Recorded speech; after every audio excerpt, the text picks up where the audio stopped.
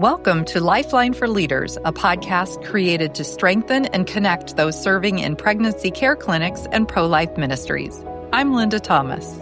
And I'm Kirk Thomas. Each week we sit down with leaders, ministry partners, authors, and experts who shape the pro-life landscape, sharing practical insights you can use right away and inspiring stories that remind you you're not walking this journey alone. Our mission is to help you serve with confidence and resilience. This is your community, your support, your lifeline. In this episode, we turn our attention inward to the posture of the leader's heart.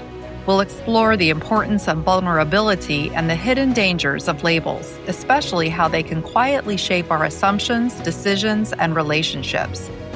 Jesus shows us that real change begins with humility and honesty.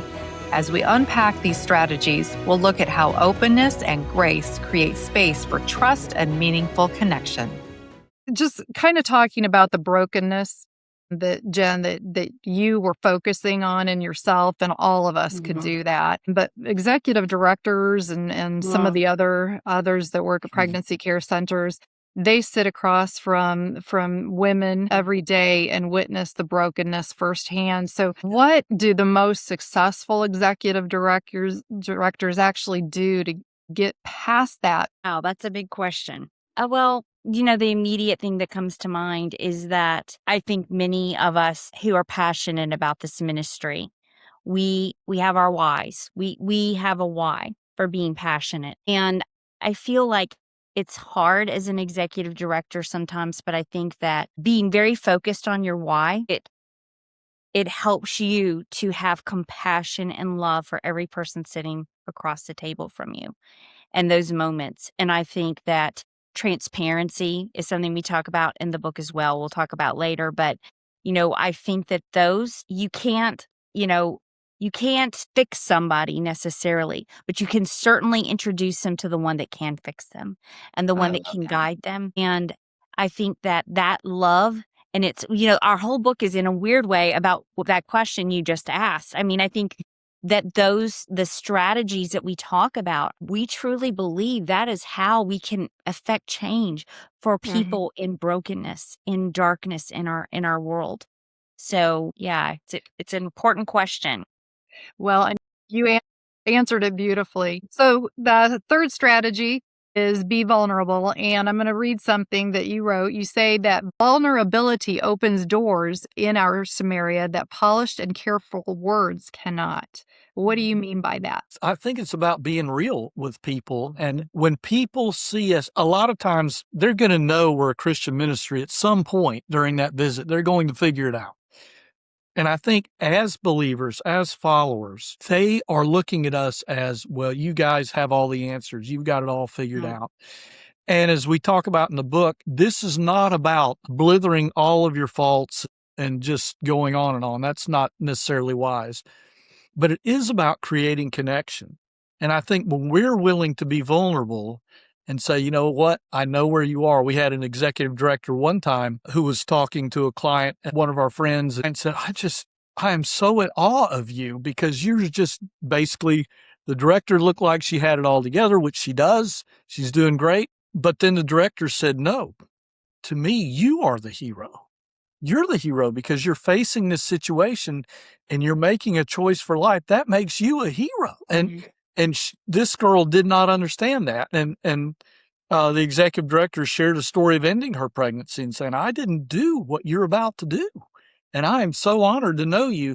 And I just believe that when we're willing to be vulnerable, we're willing to be real. And that's why I wrote, we talk about vulnerability. And that's where I write about, I was not super happy when we found out that Josh was on the way. I was upset and concerned. It's like, this rocks my little world. And so I think that's the kind of thing that we can share with people, share with those who come in our door, that when they see our vulnerability, our willingness to drop those walls of perfection and things like that, that they're like, okay, I can relate to this person. Because they see us as professionals, which they should. They see us as people who have answers, which I hope we have some answers. But at the same time, unless they see us as one of them. And that's what the Samaritan woman did so well. She went back to her people and she didn't say, I have met the Messiah, and he told me da da da da da, and I have living water because of what? Nope. She said, come see a man who told me all the things that I've done. I have to be really transparent right here. I've got 2 dogs that are going crazy. So I'm going to ask Kirk Thomas. I'm saying last names now. Kirk Walden, Kirk Thomas. To go let them out, and because they will just continue to bark. They want to be on the podcast. So you suggest, again, this is about being vulnerable. You suggest that we offer our lives not as blueprints, but as testimonies. Yeah. So the question then becomes, how can we use our stories, and is it possible to overshare? Great question. Go ahead, Dave. You probably got this one. Yeah, I've thought about that a lot over the years because I'm very, I have been transformed by the vulnerability of others, women in my life that I know God placed in my life, and they were vulnerable with me. They were real with me. And that opened a door for me in my heart and let the Lord work on me. I released things to him. So I do think there is a point when it is, and this is just very hard to know. Like, I as a director or someone in leadership, I would imagine that we're more likely not to share than to share. So I don't know that most directors or leaders in our ministry this is going to be a big issue. I don't think anyways. Yeah. You probably have better response for this. I think you're right. But I do think that there is a point where it's becoming more about you than it is about the person. I think that to me is the line. When it's me just needing to talk about whatever I've been through, then I probably do need to talk to somebody, probably just not in that setting, but when it is about that person and I feel led by the Holy Spirit that he's asking me to release something that I want to hold on to because I feel embarrassed or shame or whatever, and he doesn't want that for me, then I know, this is a go. This is good. But I do think there's a point where it's more about you working through things that you may need to talk through with maybe someone in your faith spiritually, not a client, for example. And one of those is when we bring other people into the story and it could cause a problem for them. I think that is definitely a line that we do not cross. And seeing people cross lines where it's like, well, this person did this to me, this to me, this to me, this to me, and this to me. And I'm like, maybe we've gone a little far here. So we have to be careful. Do you think that social media has kind of maybe played a role in some of that where, it seems to be for some okay to overshare on social media, and that spills over professionally at times? I think there could be a connection there because I think all of us have read that Facebook post that, well, I don't know who needs to hear this, but blah, blah, blah. Or I just want y'all to know this has happened in my life, and they put a lot of blame on somebody and whatnot. And you just kind of cringe and go, I don't know if that was a great idea right there. Yeah. So but I do believe that not infringes, but I think that we see those things, and unless we're very discerning, that can happen in our conversations as well. So it's something to look out for. So strategy 4 is ditch the labels. I like you say people want to be seen, not labeled. What do you mean? I do believe that they want people to see them for who they are. They want people to see maybe what they believe or whatever. And I think we've seen this on different sides of the aisle right now, politically speaking, sometimes where names are being thrown about. And once we throw out that name, you are a whatever I want to call you. You are this. Then we've dehumanized them. And we don't have any time we're not able to really step into their story. And I think that's a real issue that we face today. And we give the example that Jesus is accused. The Pharisees say, do we not rightly say that you are a Samaritan and have a demon? And Jesus goes right in and says, I do not have a demon. And then he tells them their father is the devil, so he's not afraid of confrontation. But he doesn't ever address that Samaritan issue. Because Jesus knew right there, if I identify with the Samaritans, the Pharisees and others are going to cut me off and they will not listen to me anymore.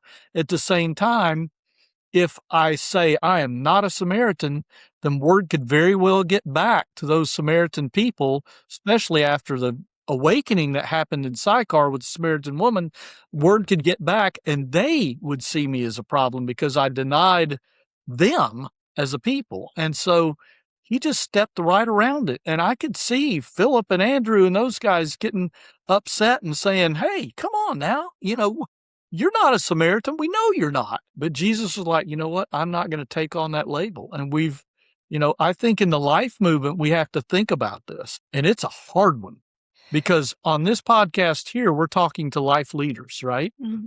And so if they said, well, Kirk's pro-life, right? I'd say, yeah, I am. But there are a lot of people out there who hear that label and automatically would shut me down. I'm pro-life and I vote. Okay, that's great. But just remember, Kirk Walden, in this case, just remember that 48 to 52% of people are going to say, oh, you're one of those. People ask me that question. I say, I don't know about labels, but I know this. When a woman or a couple is facing an unexpected pregnancy, my faith tells me to lead with compassion and to help them find a solution where mom wins, dad wins, and baby wins. And I think that's how I want to phrase my answers instead of getting into what some people would say is a label. I'm not going to run from the word pro-life. If somebody says, well, doesn't that put you in the pro-life camp? At some point, I'd say, sure. But I want to get to what I'm really thinking and what I believe, because I do believe when you say, I want a solution where mom wins, dad wins, and baby wins, I think people pretty much understand where you're coming from. And then we can invite people into our culture and say, join us, help us all find the solution where they all win. Well, what you're saying is you have to get their attention first, and you're Yes. not going to get somebody's attention if you're turning them off right away by Well a said. label or a word. And you really did get my attention about when you were saying, who is your audience regarding pro-life? And then in some audiences who you're not sure of their stance, so you might say life affirming. Yeah. So I have added that to my vocabulary since reading your book. So labeling isn't always something that we place on others. Sometimes we label ourselves. So what's the potential impact of self-proclaimed labels? Yeah, I think I lose people sometimes when I label myself. I'm going to lose people that they're going to automatically say he's one of those. And I'm not just talking about the life issue, but many issues. I mean, in the church, we've got labels for what we believe, and I'm a this and you're a that and whatnot. And I would rather have conversations than labels, because I could be one of the worst. I see a label on somebody, I go, well, I'm not one of those. Mm-hmm. And so I have to think about myself. What are people thinking about Kirk if I were to label myself in some particular way? And I just think, do we really need them? Because I think it's easy because we see them as identifiers. Okay, this puts me here. And then everybody says, well, I'm either in Kirk's camp or I'm not. And I'm like, I don't know that we need that. I think that we need more conversations. There are times there are descriptive terms that we need to use, but I think we just have to be very careful about labels. Thoughts on your end, hon? I just visualize, you have this father and you have children that need a father desperately. And I think we have to be so careful of anything we put between a person and the God who created them. Yeah. I mean, that is something through this book that really hit me. Yeah. I don't want to put anything. I don't want to put anything on myself. I don't want to put anything on another person that would blind me or blind them to the God who made them. And so I think labels, they make us feel belonging and it's just such an interesting thing. And I think that labeling has been quite divisive in our culture, where if I just can keep it simple, I just want to peel every label off of you as a person. And I want to see the potential in you. I want to see the God who made you. I want to see, in you, I want to see the story, your story, as God's, developing it into something beautiful. But the labels can be so destructive, I think. And distracting. Distracting. Interesting. Oh, that's good. Not only distracted, but distracting. Eye off the person just a little bit, because I'm like, oh, well, I didn't know they were one of those, and it just distracts me.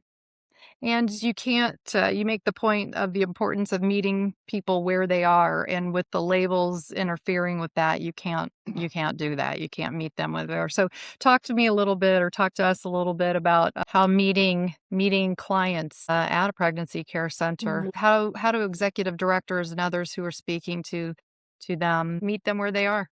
I think one of the keys is good questions, finding out their why of being there. A girl who's sitting there going, I think I'm going to end my pregnancy. First thing I'd want to say is thank you for your honesty. I appreciate that, because we want to have honest conversations. And I appreciate your courage to just say, hey, this is where I am and I'm dealing with this. A lot of people would try to shove it under the rug, but you've been open and honest with me, and that's great. And so let's talk about why. And asking good questions really, I think, makes a huge difference in exploring how did they get to this point? Because it's not just something that is, we know in this movement, an unexpected pregnancy, there are those rare times when it just suddenly happened. Something happened and bad situation or whatever and made a bad decision. But usually there are a lot of underlying things.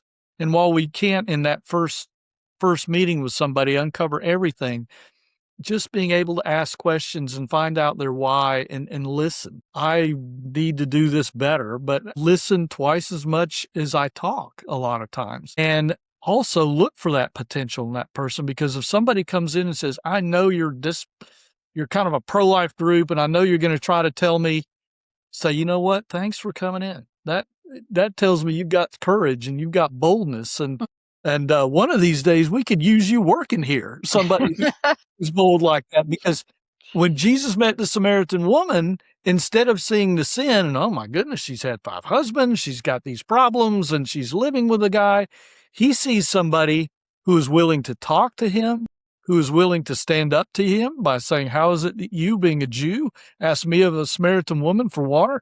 She had a lot of boldness and to be honest about her living situation and to be curious about the faith. A lot of times, if we ask good questions, we're going to pull out that curiosity, pull out that boldness. It may look kind of rough, and that's okay, but to pull that out, because that person who's sassy and angry is somebody who, if they came to follow Jesus Christ, would not back down in the face of a lot of opposition. So we need them. We need to be out recruiting. We mentioned football earlier in Indiana's football team. Kurt Signetti, the coach there, he went out and recruited people, and I doubt he went to a player's home and said, you're not very good, but we could possibly make you better. No, he found the good in him and said, we can develop you and make you into a great player. And he took a bunch of kids from James Madison who didn't have any business playing in the Big Ten, and he made them superstars. Yeah. And then he found other people. And I think Jesus was, in a way, a recruiter for the kingdom. He went places no other recruiter would go. He went to Matthew, who was a tax collector, and said, you know what? He gets a lot of heat for what he does. He's going to take heat when he writes the story of my life, but he's a guy I need.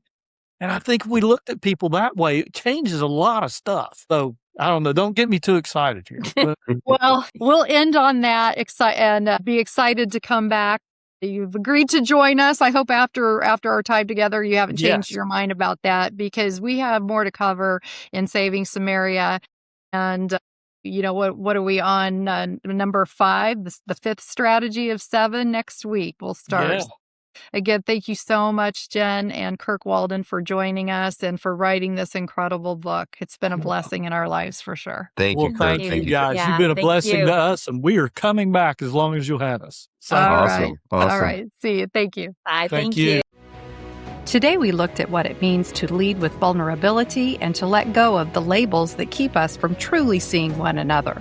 These practices challenge us to lead with humility, honesty, and grace. In our next episode, we'll explore 2 more of Jesus' strategies, choosing fruit instead of fire, and learning how to wear compassion in a divided culture. We hope you'll join us as we continue this journey together. Thanks for joining us today on Lifeline for Leaders. If today's episode was meaningful, feel free to share it with someone who might benefit. And don't forget to subscribe so you never miss a conversation. Remember, you don't have to walk this mission alone.